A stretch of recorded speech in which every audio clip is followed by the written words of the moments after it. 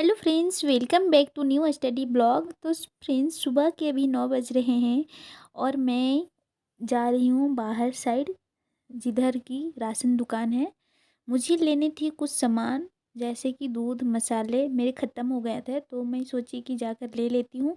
और कुछ ब्रेकफास्ट में खाने के लिए भी ले लूँगी, क्योंकि अभी मेरे रात के खाने बचे हुए थे, तो मैं सोची कि वही खा लूँगी। उसके साथ अगर और भी कुछ मिल जाए तो खा लेती। तो चलिए, अभी मैं मसाले और दूध ले ले रही हूँ और मैं दुकान पहुँच भी गई हूँ। और उसके साथ फ्रेंड्स, लेने के बाद जलेबियों पे नज़र जाता है, जो गरम गरम सुबह सुबह जलेबी बनते, तो काफ़ी अच्छा लगता है खाने में। और मुझे तो बहुत पसंद है गरम गरम जलेबियाँ खाना।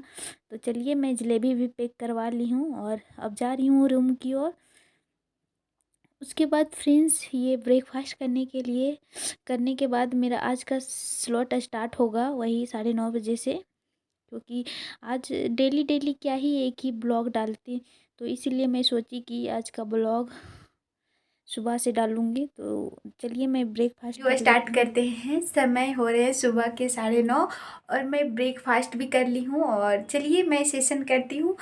तो फ्रेंड्स, आज का सेशन में तो रिवीजन स्टार्ट नहीं होगा, क्योंकि सुबह सुबह मैं 4 बजे जब उठती हूँ तभी मेरा रिवीजन टाइम स्टार्ट हो जाता है। तो चलिए, मैं अभी पॉलिटी पढ़ूंगी, पॉलिटी में एम लक्ष्मीकांत। तो चलिए, आप लोग वीडियो पे बनी रहिए और आप लोग का कमेंट का मैं रिप्लाई करने वाली हूँ।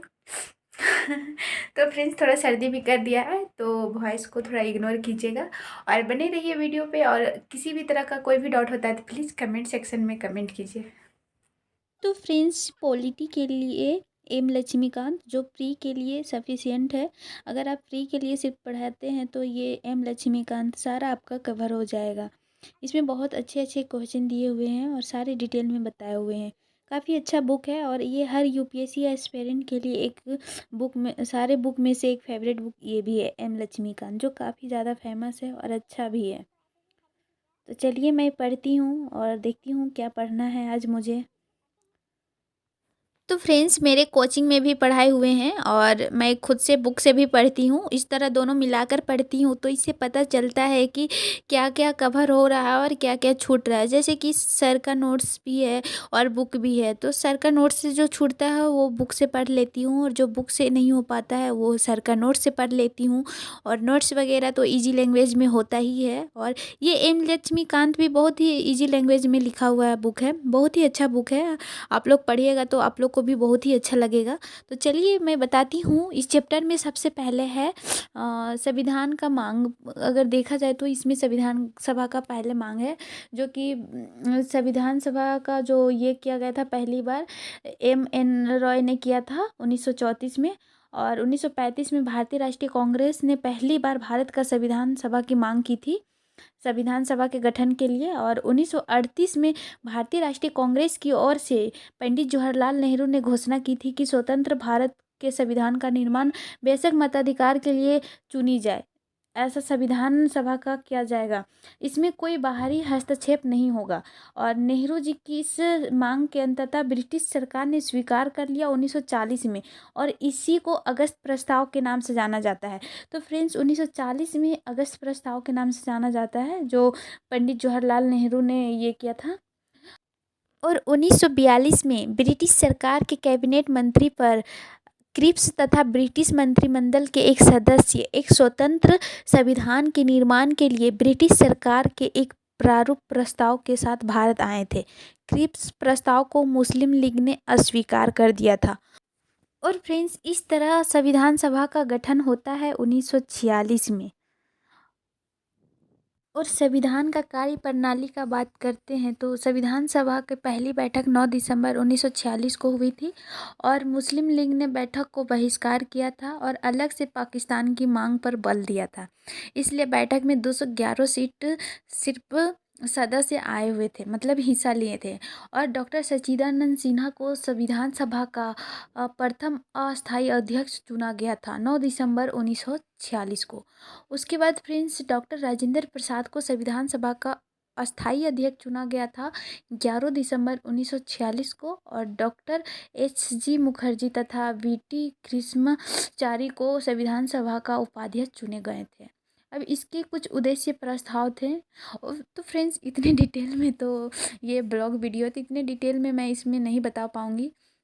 तो काफ़ी इंटरेस्टिंग चैप्टर है ये, बहुत ही अच्छा लगता है, आप लोग चाहे तो पढ़ सकते हैं। मुझे तो बहुत अच्छा लगा था और इसमें बहुत सारी समितियाँ भी हुई थी इसमें जैसे। तो फ्रेंड्स काफ़ी डिटेल में दिया हुआ है, आप लोग चाहो तो पढ़ सकते हो, बहुत ही अच्छा है। और इसमें और भी कुछ कुछ मैं आप लोग को बता देती हूँ, जैसे कि संविधान सभा को बनने में 2 साल 11 महीना 18 दिन लगे थे, जिसमें कि उस दौरान 11 बैठक हुई थी। और इसमें फ्रेंड्स संविधान का निर्माण करने में 64 लाख रुपए खर्च हुए थे। और इसी में मतलब संविधान सभा की ये संविधान सभा में ही मतलब 22 जुलाई 1947 को राष्ट्रीय ध्वज को अपनाया गया था। तो फ्रेंड्स आप लोग का बहुत सारा एक कमेंट रहता है जो सबको लगभग सबको ही का रहता है, तो इसका मैं रिप्लाई थोड़ा करना चाहती हूँ। तो फ्रेंड्स आप लोग का कमेंट ये है कि आप इतने देर कैसे जग जाते हैं और पूरा सुबह होते ही कैसे उठ जाते हैं। तो फ्रेंड्स ये जगने और उठना सबसे हो पाएगा और सबसे होगा ही, लेकिन उसके लिए आप लोग को कुछ त्यागना पड़ेगा। बोलते हैं ना कि कुछ पाने के लिए कुछ त्यागना पड़ता है, तो वो हर चीज़ में लागू होता है। तो फ्रेंड्स मैं बता देती हूँ कि मैं जगने का तो जग जाती हूँ और उठने का उठ भी जाती हूँ, और इसके लिए मैं बहुत कुछ खो भी रही हूँ। जैसे कि आप लोग को मेरा फेस से लग रहा होगा, मेरे फेस पे बहुत सारे डार्क सर्कल हो गए हैं। ज़्यादा नहीं सोने से मतलब 5 6 6 लगभग 6 घंटे नींद लेनी चाहिए, और उतना नींद नहीं लेते हैं आप तो डार्क सर्कल पूरा फेस पे आने लगते हैं। तो आप लोग देख सकते हैं मेरे फेस पे बहुत सारे डार्क सर्कल है, लेकिन क्या ही करें अगर 2 साल जग लेते हैं तो। और और आप लोग का ये भी रहता होगा कि ऐसा थोड़ा ना कि 24 घंटा में हम 24 घंटा पढ़ते होंगे, तो ऐसा नहीं है। 5 6 घंटे बहुत ज़्यादा होते हैं, अगर आप इतना डेली पढ़ लेते हैं तो बहुत है। बस बात ये है कि मैं हॉस्टल में रहती हूँ, और हॉस्टल में दिन में लड़कियाँ बहुत शोर शराबे करते हैं। मतलब आप कितनों को समझाइएगा, नहीं समझा सकते हैं। तो बात वही है, हॉस्टल है, आदमी रहने पे तो हल्ला होता ही है। तो मुझे पूरा शांत में पढ़ना पसंद है, तो सुबह सुबह या फिर रात को उतना हल्ला कोई नहीं करती है, तो फिर आराम से हम पढ़ सकते हैं। इसीलिए मैं सुबह जल्दी उठ जाती हूँ ताकि मुझे किसी भी तरह का कोई डिस्टर्ब ना हो। बाकी आप लोग दिन में भी पढ़ाई कर सकते हैं, ज़रूरी नहीं कि रात में ही पढ़ाई करें, बस पढ़ाई करना है ये ज़रूरी है।